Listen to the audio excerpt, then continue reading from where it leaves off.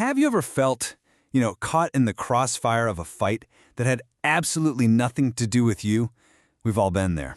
Well, today we're going to dig into a timeless fable from Aesop to understand a very, very modern problem: the hidden dangers of other people's battles.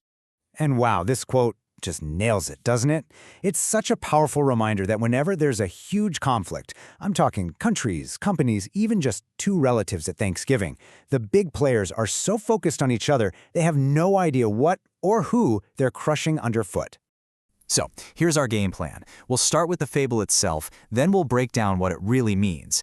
After that, we'll see how it applies to our lives today, look at the bigger principles at play, and then we'll wrap it all up with some real wisdom you can use. Okay, let's dive right in with the story that sparked this whole thing. It's a classic tale about power, conflict, and, well, the little guy's caught in the middle. So try to picture this scene, okay? You've got this big, wide-open field, the pasture. This is where the powerful hang out, where they fight for dominance. And then right next to it, there's a quiet, humble little marsh. A totally different world, and it seems like it's a safe distance away. And this is where we meet our main characters. The young frog, he's basically us most of the time. Kinda naive. He sees this fight way off in the distance and thinks, what's that got to do with me? But the old frog, he's seen a thing or two. He represents wisdom, and he knows that the world is more connected than it looks. Now this right here, this is the absolute heart of the story. The old frog's fear isn't about the fight itself. He's not even worried about the winner. His genius is that he knows to watch the loser. He gets that when someone is defeated, they have to go somewhere, and they often stumble blindly into places where they don't belong. And yep, you guessed it, the wise old frog was exactly right. The frogs, who had absolutely no skin in the game, ended up paying the ultimate price. Their peaceful little world wasn't destroyed by the battle, but by its fallout. So obviously this is way more than just a bummer of a story about some frogs, right? It's a really sharp look at a pattern that plays out over and over and over again. Let's really break down what's going on here. This is the key concept right here. Collateral damage. The frogs are the textbook definition. They didn't pick the fight, they didn't want the fight, but they ended up bearing all of its consequences. Then here's the kicker, the part that really flips your thinking on its head. Our instinct is to watch the winner, the one who comes out on top. But this story shows us that the real, unpredictable danger for the bystanders, that often comes from the wounded loser, who's just stumbling away, not looking where they're going. And this is something you've really got to ask yourself. Why do we do this?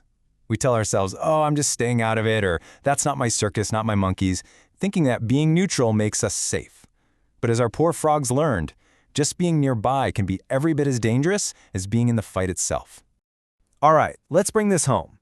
How does this ancient fable actually play out in your life? I bet you'll recognize this pattern from somewhere. Maybe even last week. This table just lays it out so clearly. Think about it, that big family argument over the holidays. The two bulls fight, one loses and storms off right into the kitchen to vent at you for an hour, trampling your peace. Or how about a nasty divorce in your friend group? The friend who feels defeated can suck all the oxygen out of the room, demanding loyalty and tearing the whole social circle apart.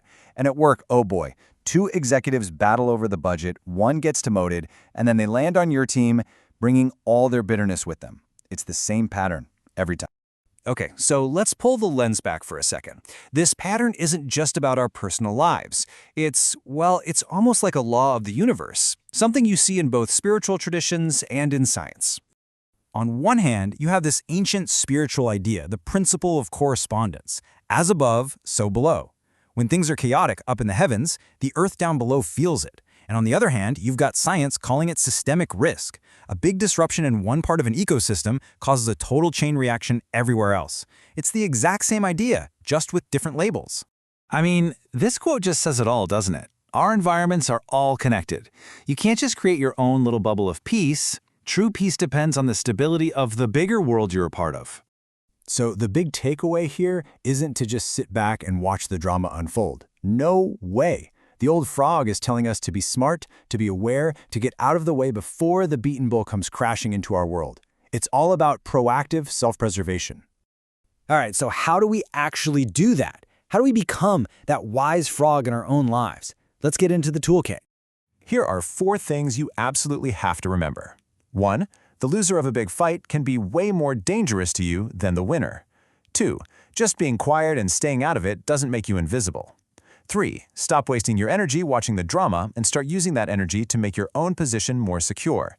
And 4. When powerful people fall, they almost never fall alone. They tend to bring others down with them. And to really bake these lessons into your brain, you can try using these mantras. They're all about shifting your mindset from being a passive victim to an aware, active navigator of your world. It's about being aware of power dynamics, protecting your own peace, and this last one is huge, even looking at how your own internal fights might be trampling the quieter parts of your soul. So, here's the final piece of wisdom to take with you. By all means, enjoy your life. Live in your peaceful marsh, but never ever take your eye off the pasture. Don't be naive. That awareness is your single greatest protection. And that brings us to the final, really important question that I want to leave you with. Take a hard look at your own life, your job, your family, the world around you. Identify the bulls that are clashing on your horizon. And then, ask yourself the question the wise frog would ask. When this fight is over, where is the loser going to land? Because the answer to that might just be the key to your own survival.